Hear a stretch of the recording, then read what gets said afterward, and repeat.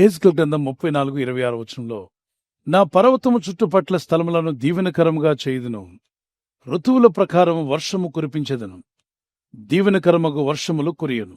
ఎహెజ్కేలు అనే ప్రవక్త ద్వారా దేవుడు తన యందు విశ్వాసం ఉంచిన, తన యందు నమ్మిక ఉంచిన తన జనంతో మాట్లాడినటువంటి ఈ వాగ్దానాన్ని నేడు మనం తీసుకుని ప్రార్థిద్దాం. దీవెనకరమగు వర్షములు కురియును. వర్షాలలో కూడా రకాలు ఉన్నాయా? అవును. తుఫానులు వస్తున్నాయి, గాలి తుఫానులు వస్తున్నాయి, భారీ వర్షాలు, కుండపోత వర్షము, ముసురువాన, రకరకాలైనటువంటి వర్షాలు ఉన్నాయి. కానీ ఈ వర్షాలన్నింటిలో, ఈ లిస్టులో లేని మరొక వర్షం ఉంది, మనకు తెలియని వర్షము. అదే దేవుడు అనుగ్రహించే దీవెనకరమైన వర్షం. Amen. The showers of blessings. ఆ వర్షం ఎలాంటిది అంటే దీవెనలు కుమ్మరించే వర్షం. చూడండి, మన వర్షంలో నిలబడినప్పుడు తల నుండి అరికాల వరకు తడిసిపోతాం. మరి దేవుడిచ్చే దీవెనకరమైన వర్షాల్లో ఏం జరుగుతుంది? తల నుండి అరికాల వరకు దీవించబడతాం. అంటే పైనుండి కింద వరకు, ఇంటి వారు కావచ్చు, కుటుంబంలో కావచ్చు, వ్యాపారంలో కావచ్చు, పరిచర్యలో, సువార్త పనిలో, మిషనరీ పనుల్లో కూడా దేవుడు అనుగ్రహించే దీవెన వర్షం మన మీదకి వచ్చినప్పుడు ఆ దీవెనలు మనం చూడగలుగుతాం. యెహోవా ఆశీర్వాదము ఐశ్వర్యం ఇచ్చును అని సామెత 10:22 రాయబడింది. అది నరుల కష్టం చేత అధికము కాదు. చాలామంది అనుకుంటూ ఉంటారు, నేను కష్టపడి ఏదైనా చేస్తానండి. మంచిదే, చేయి. కానీ దైవ సహాయము, నీ కష్టము రెండూ కలవాలి. నీ కష్టము, దైవ సహాయం. చూడండి, దైవుని సహాయం లేకుండా మనం ఎంత కష్టపడినా కష్టపడుతూనే ఉంటాం, కానీ కష్టంలో ఫలితం ఉండదు. అందుకే మీ కష్టార్జితము దీవించబడిలోగున ప్రార్థించండి. యోబు గ్రంథం 1:8-10 వరకు దేవుడైన ప్రభు యోబు యొక్క కష్టార్జితాన్ని, చేతుల కష్టార్జితాన్ని ఆశీర్వదించిన గనుక అతడు ఆ దేశంలో గొప్పవాడాయను. మొదట కొద్దివాడే, తుదను మహా అభివృద్ధి పొందుకున్నాడు.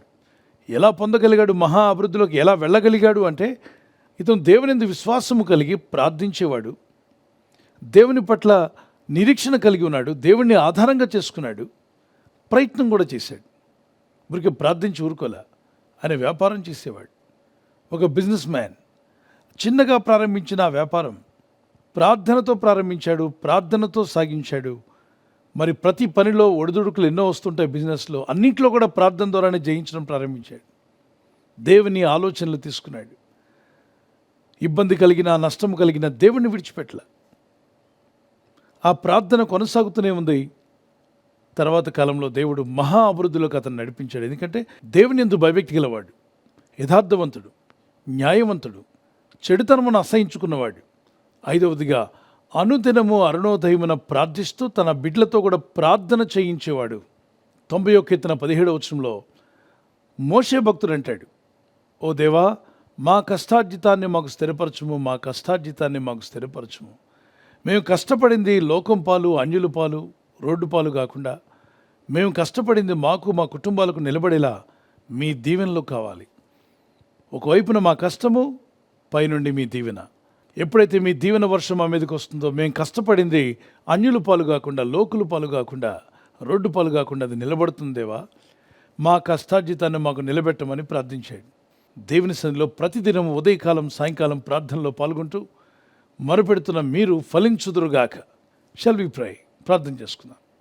పరిశుద్ధమైన మా ప్రియ తండ్రి, తొలకరి వర్షము, కడవరి వర్షమని లేఖనాల్లో మీరు చెప్పినట్టుగా పరిశుద్ధాత్మ యొక్క వర్షం ఆ దినము అపోస్తల మీద మీరు కుమ్మరించినప్పుడు గొప్ప ఉజ్జీవము కలిగి ఆది సంఘం ప్రారంభించబడింది. నేటి దినాల్లో కూడా గొప్ప ఉజ్జీవం రావాలి. ప్రతి దేశంలో కూడా ఉజ్జీవం కనబడాలంటే ఆత్మ ఉజ్జీవాన్ని కుమ్మరించిన ఆయన కడవరి వర్షాన్ని కుమ్మరించండి. అలాగనే నీ ప్రజలు ప్రార్థిస్తూ మొరపెడుతూ ఉండగా దీవెన వర్షాన్ని కూడా కుమ్మరించమని అడుగుతున్నాను.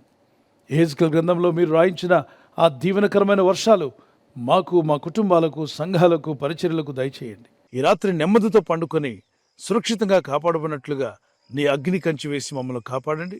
మీ చిత్తములో కొనసాగే కృప అందరికీ దయచేయమని యేసుక్రీస్తు ప్రశస్త నామములో వీరందరికీ చక్కని నిద్ర దయచేసి తెల్లవారు లేచి కృపను మాకు ఇమ్మని క్రీస్తు నామములో అడిగి వేడుకుంటున్నామా పరలోకపు తండ్రి. ఆమేన్. ఆమేన్. ఈ వాగ్దానాన్ని మీతోనే ఉంచుకోకుండా లైక్ చేయండి, షేర్ చేయండి. అనేకులు ఈ యొక్క ఛానల్ సబ్స్క్రైబ్ చేసుకోమని తెలియపరచండి. సబ్స్క్రైబ్ చేయని వారు కూడా సబ్స్క్రైబ్ చేయండి. Good night. God bless you.